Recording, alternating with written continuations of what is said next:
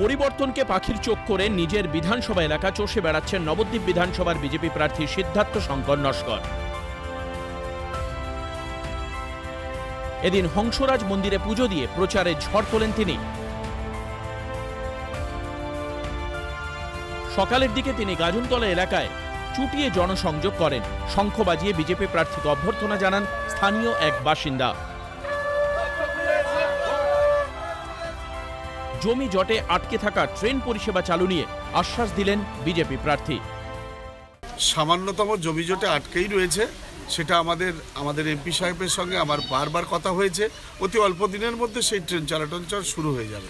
তাঁত শিল্পীদের দুর্দশা নিয়ে তৃণমূলের বিরুদ্ধে তোপ দাগলেন বিজেপি প্রার্থী। তাঁত শিল্প অত্যন্ত ক্ষতিগ্রস্ত অবস্থায় তারা পড়ে আছে, যে এত বড় মহামারীতে তারা কিছু করতে পারেনি। এছাড়া তাদের পাশে কেউ এসে দাঁড়ায়নি।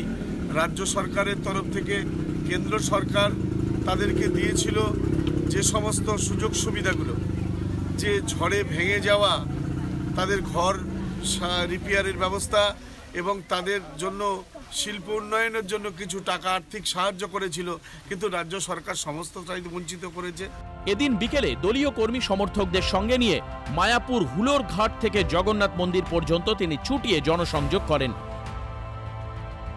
প্রচারের ফাঁকে মায়াপুরে রাম সীতা মন্দিরে পুজো দেন। পরে জগন্নাথ মন্দিরে তিনি কীর্তন করেন।